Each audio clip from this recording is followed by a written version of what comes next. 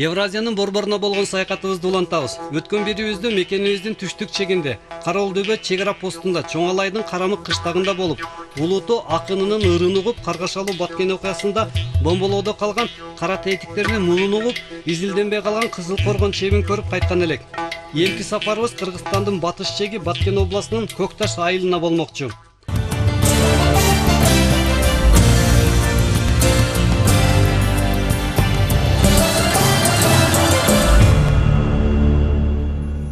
Мекенибиздин түштүгүнө болгон саякатыбыздын баары Ош шаарынан башталып, кайра ушул жерден аяктап жатты.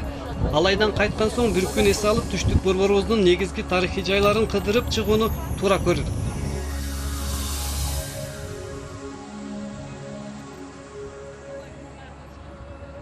30 кылым тарыхы бар Ордоло Ош дүйнөнүн эң байыркы шаарларынан. Каланын символу жана сыймыгы Сулайман тоо. Шаардын так ортосунда жайгашкан бул тоо Кыргызстан гана эмес, көп өлкөлөрдүн мусулмандары зыяратка келчү ыйык жай. Элдин айтымында анын аты Сулайман пайгамбарга байланыштуу. Ушундай эле аталган ыйык жерлер мусулман диндештерибиз жашаган Азербайжан, Иран жана башка бир нече өлкөлөрдө да кездешет. 16-кылымга чейин Сулайман тоо Буратак деп аталчу экен.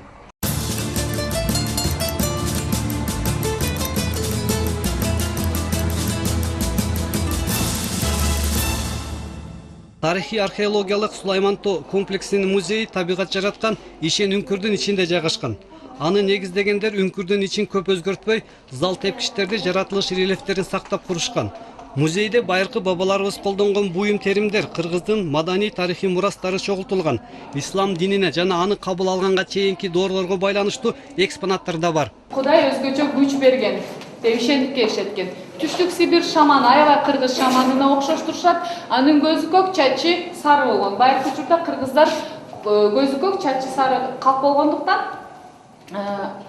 7-10 кылымда арабтар, монголдор менен биз аралашып кетебиз. Ал эми бул музейдин эң чоң экспонаты Советтик Кыргызстандын 60 жылдык маракесине арналып Сагындык совхозунун ууздары даярдаган шырдак.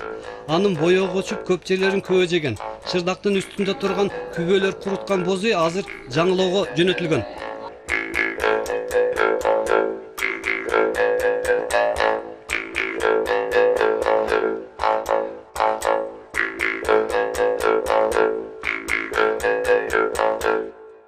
Сулайман тоо Шорттак, Бүркүт уя, Эртак, Кекилик учар, Буратак аттуу 5 чокудан турат. Анын беттеринде музей жайгашкандан башка дагы табышмактуу үңкүрлөр бар. Эл алардын жаралышы жөнүндө ар кандай уламыш айтышып, куттуу жайлар дешет.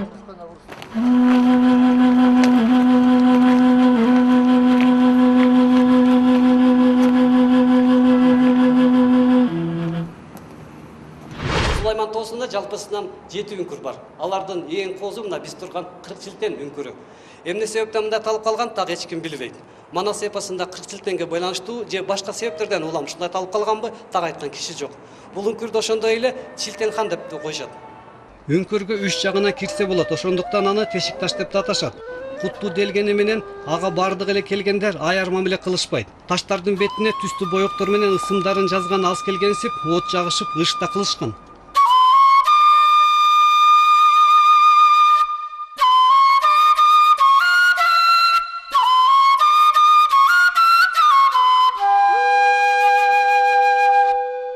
Айрым үңкүрлөргө атайын даярдыктан өтүп, альпинисттик жабдыктардын жардамы менен гана жетсе болгудай. Биз андай аракеттерге барбадык. Катардагы туристтер менен жолубузду уланттык.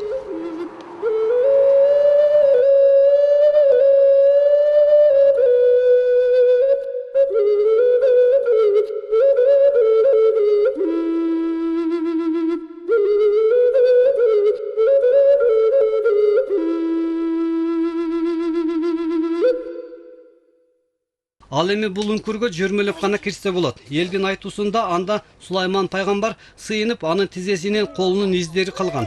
Таш боорунан Сулайман пайгамбардын көз жашы делген суу агып, тамчылап турчу дешет. Азыр соолуп калгандай. Качкана эжеңе жол бергиле. Суу кайсы жерден апа? Сулайман тоонун сыйкырдуу касиеттери тууралуу эл ичинде эчен кеп айтылып келет. Айрымдары аларга ишенбейт, бирок чындап эле ак пейилден ишенгендерге жардам берип, колдоо көрсөтөт дешет. Сулайман тоосунун дагы бир ыйык жери бул Бешигене мазары. Эл арасында ким деген бул жерге 3 жолу тартына турган болсо, ал адамдын күнөөсү толук кечирилет деген ишеним бар. Күнөөлүү бирөөнүн колу тийгенби же бейбаштардын кылганыбы, бул жердеги бешиктин таш кармагычы талкаланып, анын ордуна темир түтүк коюлган. Бешигенеге жараткандан перзент сураган ата-энелер көп келет. Алардын тилегени сөзсүз аткарылат дешет.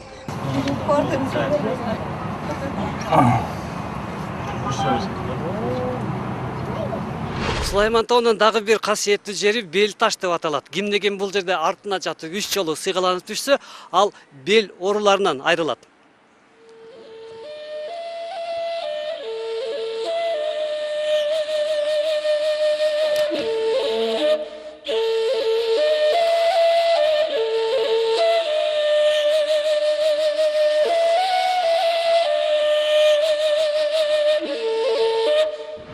Бабурдун үйү Сулайман тоосунун чокусуна жайгашкан мечит. Тарыхчылардын маалыматы боюнча мечит 16-кылымда тургузулган. Ал эми ислам дининин өкүлдөрүнүн айтымында бул мечитти мындан 3000 жыл илгери Соломон же Сулайман пайгамбар өзү курган. Алимбек ажы бул жерде шайык болуп иштейм дейт. Зыярат кылып келгендерге Куран окуп берет. Биз да жараткан жалгасын деп ата-бабалардын арбагын арнап Куран окудук.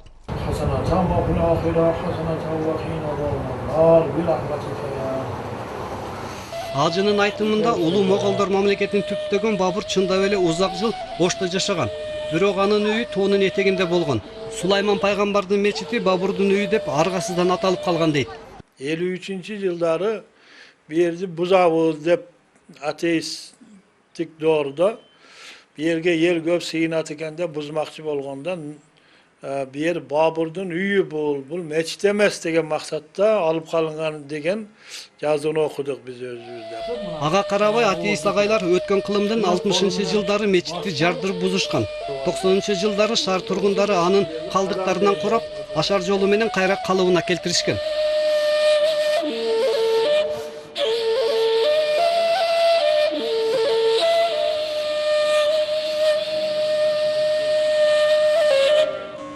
Он кылым илгери Оштон өткөн саякатчылар мечит турган жерди Кадамжай деп атаганы жазма булактарда айтылат. Тарыхта тактала турганы көп болгону менен Алимбек ажы бул жерде Сулайман пайгамбар болгонуна толук ишенет. Чыканак менен баскан экен бу мындай. Себеби сажда кылып турган убагында таш жумшап кеткенде кыймыл болгон. Ошол убакта бир чыканак менен мындай баскан. Андан намазда эки колдоп таянып турганга болбогондуктан бир кол менен таянган берди. Мынанда колдордун изи түшкөн берди мындай. Мына бу салалар турбайбы мына. Таш эригенде жумшап кетти.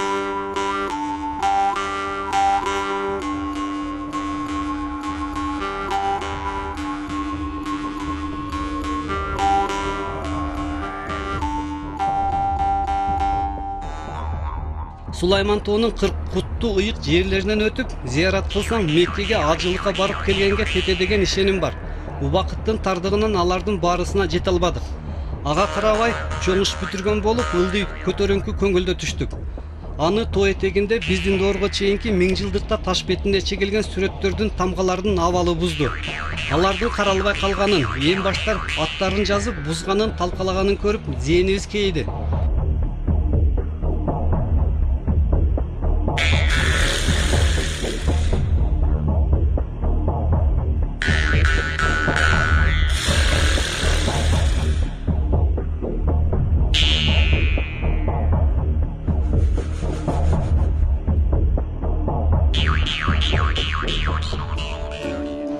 Борборбоздун дагы бир сыймыгы 3 кабаттуу боз үй. Ага жандаша катар-катар кыргыз үйлөрү тигилип, атактуу алайлык атабыз Алымбектин айкели орнотулган бул жай кыргыз руху духу.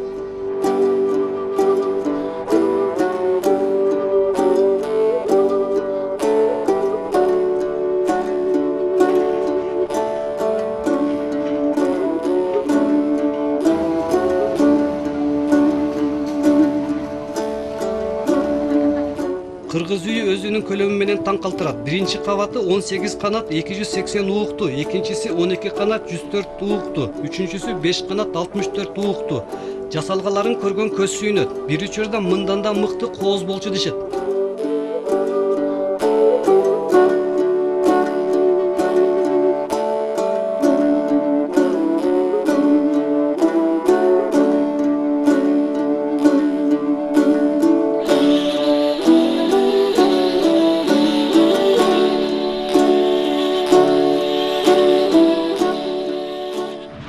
Азыр Алайдан чыккан атактуу Алымбек Датканын музейине айланган Кыргыздын 3 кабаттуу боз үйү 1995 жылы Манас эпосунун 1000 жылдык маракесине арналып Ош, Жалал Абад, Баткен областтарынын чеберлери тарабынан даярдалган болчу. Той бүткөн соң кыргыздын кайдыгерлиги кармап, боз үйдүн кийиздерин күбө жеп, кереге ууктары чирип, бул уникалдуу үйдөн айрылып калуу коркунучу тулган болчу. 4 жыл жертөлөдө жатып, жоголуунун чегине жеткен жеринен Курманжан Датканын кыбырасы Ормонхандын урпагы Патила апа сактап калган. Ага чейин Ош 3000 маракесине 5 ишкер жигитке калыбына келтиргиле десе, колдорунан келбей койгон. Алар мындай ойлогон да, бул үйдү жасасак, кийин прибылы кандай болот? Алар ошону эсептеген. А мен прибылын ойлободум. Мен улуттун намысын ойлодум. Элдин эмгеги кетти. Ал үй улутубуздун байлыгы, калыбына келтирели деп 2-3 жыл какпаган эшигим, кирбеген чиновнигим калган жок. Акыры макул болушуп, алгала барсам үйдөн 1,5 тонна калдыктар гана калыптыр дейт. Кирсем 1,5 тоннадай килем күбө жеп, курттары салбаңдап түшүп туруптур. Ууктары найза болуп калыптыр. Керегелери чогулган таяк болуп калыптыр. Көктөрүн бүт калар жеп коюптур. Анан карап акылым айраң болуп кыйыныраак окшойт деп тайсалдайын деп көзүм сөйлөкөттөргө түшүп калды.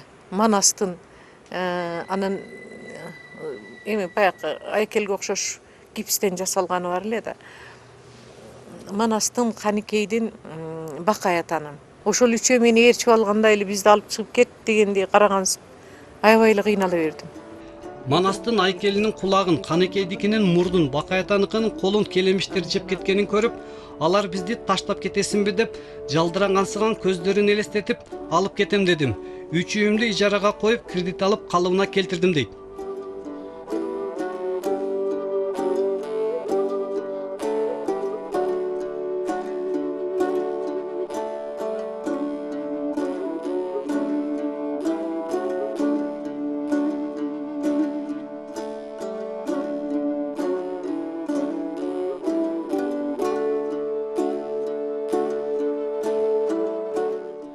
Азыр үйдүн 1-кабатында кыргыз кийим-кечектери, улуттук сувенирлерди, курак, ала кийиз, сырдактарды көрсө болот. Экинчисинде Алымбек Курманжан Даткаларга алардын урпактарына арналган көргөзмө. Бул жерде алай канышасы салынып жүргөн жолугун, 100 койго алмашып жиберген тонун, орус падышасы уулуна берген белектерди көрсө болот.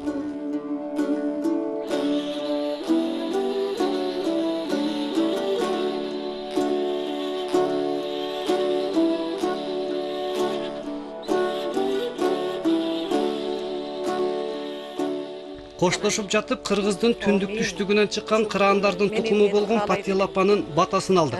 Ылайым эле кыргыз элин жаратылыштын апат аламатынан сактасын, согуш апатынан сактасын, элибиз бир болсун.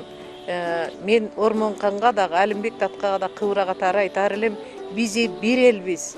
Ушул аз эл жакшынакай болуп, бирдиктүү болуп, башыбыз таанылган, этегибиз дагы өнүп өсүп жайылган бир жакшынакай сыймыктанган эл болуп жүрөлүк.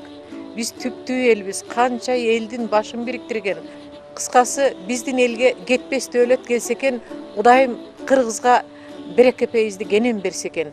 Падышабызга аброй берсин, ыманы жоктор кичинеден акыл эске келсин деп тилейм. Ушул эле Курманжан Датка көчөсүндө 20-кылымдын башында салынган орус Михаил Архангел христиан чүркөөсү бар. Кесиптешимин суранычы менен ал жака да бардык. 6 жылда курулган бул чүркөөнү 60 жыл жок кылуу аракети болгон. Дин өкүлдөрүнүн айтымында 1928 жылы бул жерде клуб уюштурулган. Шаарда башка ийри имарат жок болгондуктан дин белгилери алынып салынып, чүркөөдө саясий жыйын съездер өтүп, кийин Ош филармониясы да иштеген дешет.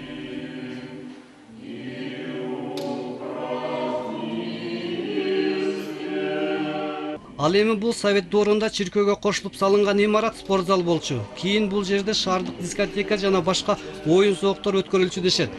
Азыр ал чиркөөгө берилип, христиан дин мектеби. Если в каждом человеке будет пребывать мир Божий, вот эта благодать божественная, которая дает умиротворение души нашей, тогда и с ближними будет мир, вот как это было много сотен лет среди нас. Так что храни вас всех Господь и многое вам лета.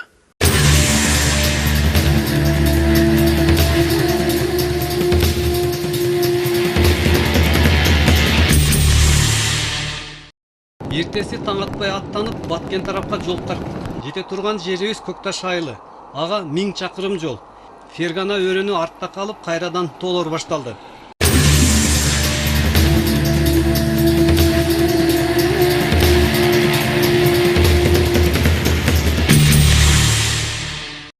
Тоолор бүтүп, тамеки талалары көрүндү. Сары алтынды эмгекчил элдин Ноокат районуна жеттик. Ал советтик Кыргызстандын эң бай райондорунан болгон. Бул жерде өстүрүлгөн тамеки сапаты боюнча эң жогору бааланып, СССРга гана эмес, чет өлкөлөргө да ташылчу. Азыр ал заманга салыштырмалуу 3төн 1 дагы бөлүгү өстүрүлбөйт. Үлгүлүү чарбалар урап, алдыңкы тамекичилер ач курсактын дабасын издеп Казакстанда дыйканчылык кылып да жүрүшөт.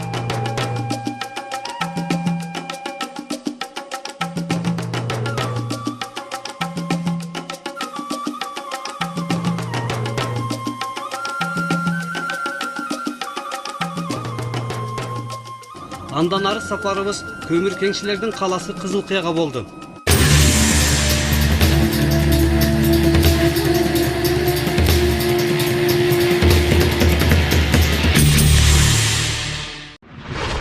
Кылымда бул жер Исми Булак деп аталган. Аймак Орус империясынын Маргелан уездинин Ичкилик болосуна караштуу болгон. Кылымдын аягында бул жерде көмүр кеңи табылып, аны өздөштүрө келген эл Кызылкыя шаарын негиздей башташкан. Биринчилерден болуп көмүр кенин француз ишкерлери иштетишкен.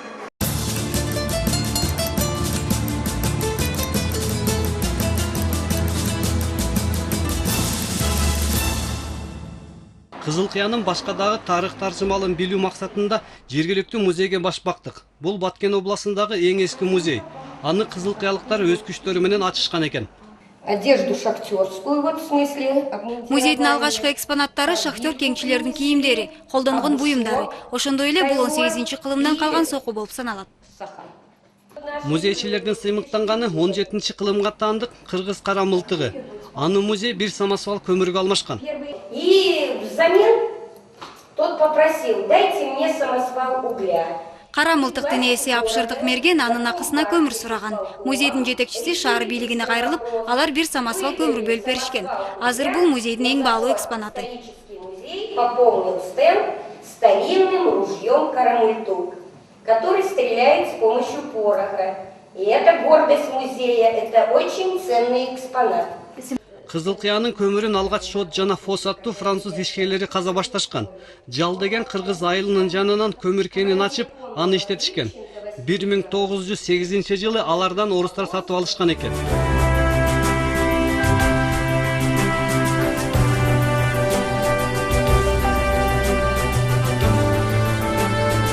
Кызылкыян ошондой эле алгачкы ыңкылапчы шаар десе да болот.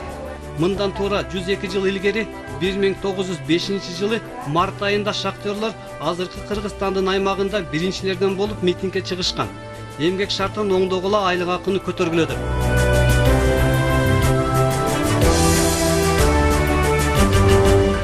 Өзүн актабай калды деп Кызылкыядан көмүр казылбай калганына 20 жылдан ашты. Эми каланы негиздеген кеңчилер жөнүндө музейден гана билсе болот.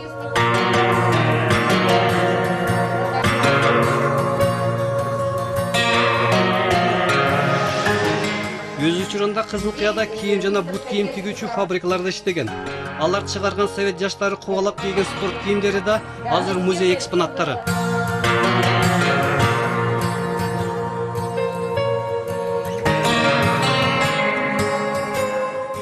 Кайрадан жолго чыктык. Бири-бирине окшогон айыл кыштактар, күзгү жыйын теримде жүргөн дыйкандар, жер үлүштөр коргондоп тосулган тоо талалар. Бул сапарыбызда бардыгынан кейиштүүсү Кыргыздын бир кыштагынан экинчисине бөтөн өлкөнүн аймагы аркылуу өтүү керектиги болду. Айрым аймактарда такыр эле таң калыштуу жерлерден, тактап айтканда жолдордон өттүк. Айырбас постунун чеграчыларынын айтымында биз бараткан бул жол Кыргызстандыкы, ал эми жолдун эки четине жайгашкан айыл кыштактар Өзбекстанга караштуу.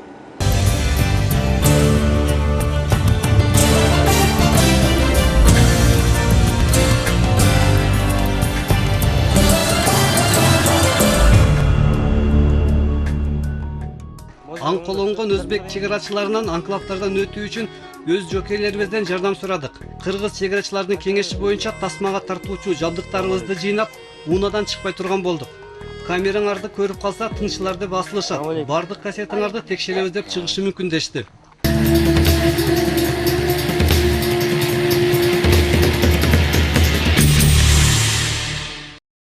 Бөтөн өлкөнүн жери аралча болуп, башка мамлекеттин аймагында калганы Совет өкмөтүнөн калган мурас. Билгендердин айтымында өзбек анклавтарында жашагандар негизинен тажиктер. Кыргыздар менен мамилелери жакшы. Кыргызстанга чыгып жалданып иштегени көп. 20-кылымдын башында Совет республикалары түзүлүп жатканда Тажикстан убактылуу Ташкентке караган. Кийин өзүнчө республика болуп бөлүнгөндө анклавтар эстен чыгып калып, Өзбекстанда калган дешет.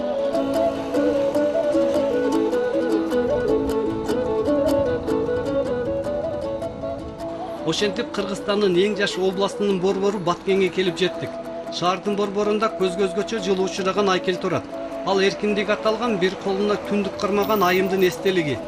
Бишкектегинин эле көчүрмөсү. Айрым сөздөргө ишенсек, ал чындап эле баш калаадан алынып келинген. Лениндин айкелин көчүргөнгө чейин борбордук аянтып ушул эстелик кооздоп турган дешет.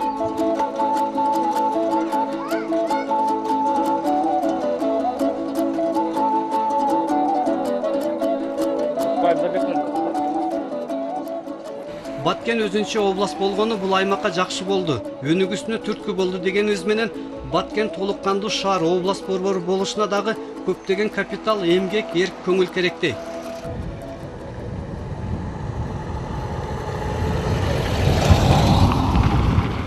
Күзүндө келгенибиз үчүн ырдалып жүргөн гүлдөгөн Баткен өрүк зарлары менен суктана албадык.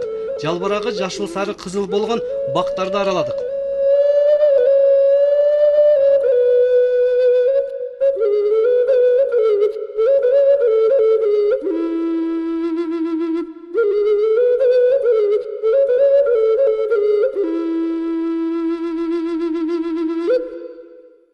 Баткенден 20 чакырым жүрбөй Тажикстандын аймагы башталат. Айлана суусу жок сапырылган сары топурак. Өзү мекенибиздин ушул аймагын өксүткөнү суу тартыштыгы. Ал эми бул көкмөк болуп, толуп чайпалып турган суу сактагыч Төрткөл Кыргызстандын аймагында. Анын пайдасын коңшу өлкөнүн дыйкандары гана көрөт. Совет өкмөтү Ленинабад областынын пакта талаларын сугарууга салган. Кыргыздарга андан бир тыйын дагы пайда жок дешет жергиликтүү калк. Ал эми бул жерден Тажикстан башталат. Айлана жапжашыл болуп турганы тажик дыйкандарынын эмгекчилдиги кыргыздардын жалкоолугунан эмес. Жасалма көл ушул жерден агып чыгат. Андан ары коңшу өлкөнүн дыйкан талаларына кетет.